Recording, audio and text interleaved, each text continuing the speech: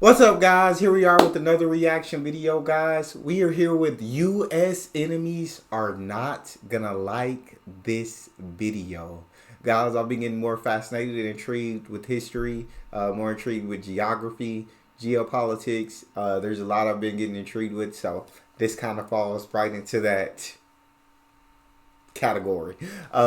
So I'm intrigued. So we're gonna go ahead and jump in. Before we do, make sure you subscribe, ring notification bell, get a video a thumbs up. And let's see why they're not gonna like this. Look at this chart. It compares military budgets of countries, but it's a bit different because it doesn't compare one country's military spending to another, but instead compares the US's military spending with the cumulative total of the 9 other countries' military spending. We're all on the top 10 list of biggest spenders. The reason? Well, the United States spent over $800 billion on its military in 2021, thus outspending South Korea, Japan, Saudi Arabia, Germany, France, Russia, the UK, India, and China combined. Dog. So there's frankly no worth. That's legit wild, dog. Like, more than the 4 of them or 10 of them combined, or other 9 of them combined is crazy. US, can we get some affordable health care though? Can we, you feel me? Can we get some affordable health care? Can we get other things? Can we put our tax money to some other things that benefit us as well, other than just the military? While comparison to be made here. Yet still, after fighting wars in Afghanistan and Iraq, and after a trade war with China, as well as unfriendly relations with Iran and North Korea, the US has its fair share of enemies who undoubtedly want to hurt them in one way, shape, or form. So, hypothetically speaking, despite such a well-equipped military, could an enemy ever successfully invade the US or make devastating damages to the nation in some way? I don't think so. As it turns out, this question was a bit harder to answer than I initially planned.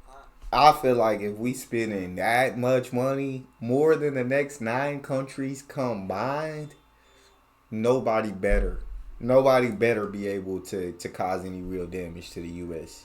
Because the military is only one of the reasons why the US is so unconquerable. You see, the US is in an incredible position, geographically, and its secret weapon might therefore be its location.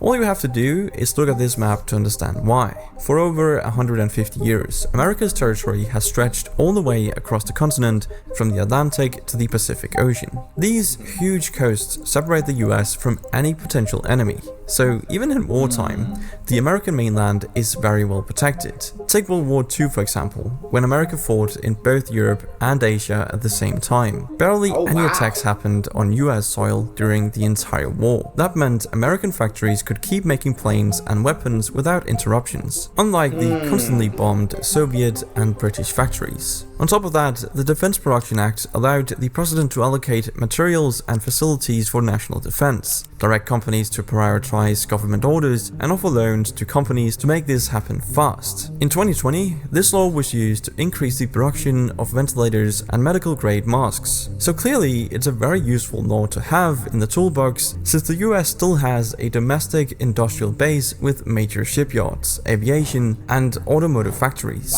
A wartime scenario could easily involve switching to wartime production, so this makes sense. Not to mention the existing military industry, which is already making tanks, planes, weapons, and warships for the US military. Factories on US soil are a huge advantage, because the US military can protect its supply chain simply by defending its own territory. Very little has to come from outside compared to its enemies, who would need to constantly run supplies across an entire ocean. I mean, just look at the size of the Atlantic Ocean and the even bigger Pacific to get an idea of just how long enemy supply chains would have to be. Not to mention the fact that I see the geography puts US in it puts US in basically a perfect position for many enemies to launch an attack.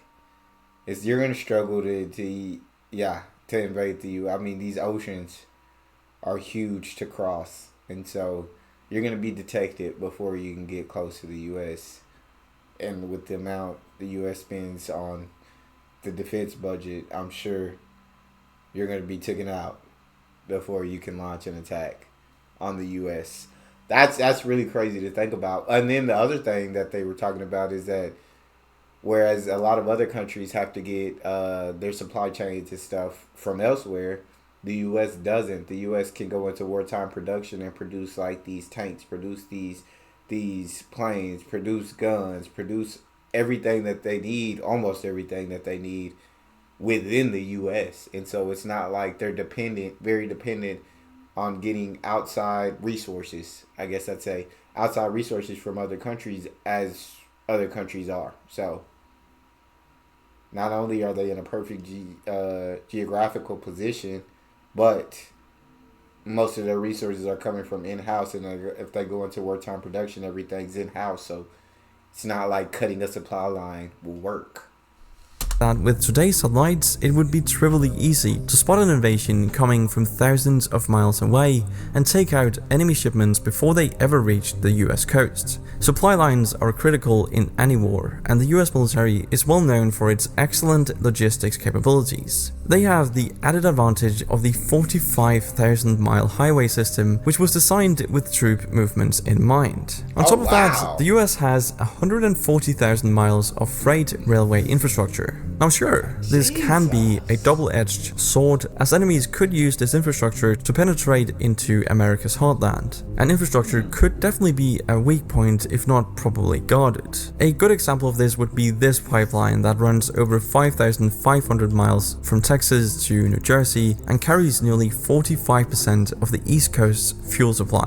In May 2021, a cyber attack shut down the pipeline for 5 days, and this isn't a fluke either. China and Russia both support cybercrime groups that regularly attack government agencies and companies. The former head lawyer for the NSA, Stuart Baker, told the Washington Post, quote, "We're fighting the cyber equivalent of a land war in Asia every day. But America's infrastructure is more than just highways and internet cables. Back in the day, another kind of highway already connected the Midwest from north to south, the Mississippi River, and the connected Missouri River is the 4th longest river system in the world." Jesus. So yeah, this river has always been crucial to connecting the economies of major cities, like New Orleans, Minneapolis, and St. Louis. Today, the river is still used to ship goods across America. So during an invasion, the Mississippi could likely help move troops and weapons too. What's impressive about the US's geography is how challenging it makes the US to conquer, and that might have to do with the diversity of terrains like deserts, swamps, and mountains. The Appalachian Mountains in the east and the Rocky Mountains in the west serve as major barriers to inland invasion, and the Great Lakes in the northeast form yet another barrier. The result is that the flatter areas along the southern border seem like the best entry point. But the US compensates for these weaknesses with huge numbers of troops stationed in California and Texas. The coasts aren't any easier to invade with hundreds of thousands of troops stationed in military bases. Not to mention the fact that the US has peaceful relations with its neighbors to the north and south, which both have smaller populations and militaries if any turmoil was to unfold. To the east and west, the US has no neighbors as previously discussed, a fact which has led America to focus on other things instead of imminent invasions. On top of that, the NATO treaty requires European and Canadian allies to come to America's defense if it's ever attacked. Oh yeah, and in addition to its current military personnel, the US still maintains the selective service system. See, all males from 18 to 25 have to sign up for a lottery to be drafted in the case of a national emergency. During the height of World War II, the US drafted over 3 million men per year, so this system could potentially expand the US's military personnel by several million. And we're not even... I made it out then, dog. If it's 18 to 20... That's sad though, because it's like that many men like being drafted and losing their lives at such a young age. I mean, if it happened today, I made it through. I'm past the age of 25. But Jesus, that would be absolutely heartbreaking. But I don't think, I mean, with everything they're talking about in this video, I just don't think anybody can attack the U.S. And if they did, the U.S. also got to, not only is the geography hard, not only do you got to cross these oceans where you're going to be detected before you even get close, not only do they got troops all along the borders, not only do they got good relations with the neighbors, But they also got a treaty that say these European nations and Canada, if the U.S. was to be attacked, will come to their defense. So it's like, Jesus. It's like, this video making the U.S. just sound unconquerable. Like, nobody, ain't nothing gonna happen on U.S. soil. Ain't nobody gonna try nothing on U.S. soil, from what I'm getting from this video. Done yet, because besides all this, an invasion is still very unlikely for another reason: the Pentagon's unrivaled resources. As I mentioned in the beginning, the US's defense budget is unrivaled. The US spent almost 3 times as much as China in 2021 and 10 times more than Russia. The result is that no country has enough ships or planes to get past the US forces. According to one military expert, quote, "The amphibious assault capability of the combined militaries of the world are simply too insignificant to get a beachhead on a coast." And then we of course have the civilians, who have even more guns than the military. So maybe armed citizens could also join the fight against invaders. I mean, it's a possibility. But anyway, urban warfare presents more challenges than fighting in open combat and often gives an advantage to the country defending its own territory. We only have to look at Russia's failed invasion of Kiev for proof of this factor. While urban areas make up a small amount of US territory, any invader would have to take control of cities to conquer the country, since 82% of the population lives in these cities. Another advantage of armies defending their own country from invasion is the will to fight. According to the RAND Corporation, a think tank closely tied to the Pentagon, will to fight means the disposition and decision to fight, to keep fighting, and to win. Their report highlights the times will to fight was emphasized in US military doctrine, demonstrating just how vital it is to military victories. You can clearly see how that influenced the outcome of World War II and the Vietnam War. When a country is invaded, like Vietnam was, it's natural that the invaded country is more motivated to defend its land. I think it's safe to assume the same would apply during an invasion of the US. But let's shift gears for a bit and discuss one enormous US advantage I haven't mentioned, which is self-reliance for its food, energy, and weapons needs. Take these green areas for example. This land is mostly used for agriculture, since only 2% of America's land is in urban areas. This low-lying land is a major reason why the US is nearly self-sufficient in agriculture and even exports food to many countries around the world. It also explains why America now actually has the most arable land in the world. That's right, the US has more arable land than India and China. What's more surprising is that India is only a third the size of the US, and China is slightly smaller but can only sustain large populations near its east coast. The crazy thing is that both of those countries have over 1.3 billion people, or about 1 billion more than the US population. And since the US is only projected to grow by another 100 million people over the next century, the US likely has enough resources to support a billion-plus population, but they don't need to. As for energy, the US also has impressive amounts of petroleum and gas, especially in parts of Texas. It has around 44 billion barrels of proved crude oil reserves and almost 500 trillion cubic feet of natural gas reserves. In fact, when you include biofuels, the US could be considered the largest oil producer in the world. It seems like even the bad parts of US geography have a major silver lining. The Appalachian Mountains on the east coast that I mentioned earlier aren't suited for farming, but they do have huge coal deposits that have been exploited for decades. And surprisingly, at least to me, America has the world's largest coal reserves, and loads of other natural resources from energy to metals. But to share a bit of a weakness of the US... So, I mean, it just sounds like you can't cut the US off of any... You can't cut any supply lines to the US because US got enough resources to maintain through any kind of war, to where cutting off supply lines to different countries that import stuff wouldn't hurt the US immediately. Maybe if the war took time, US would start to feel the effect and they would start to hurt the people. But it sounds like for a good amount of time, US has plenty of reserves.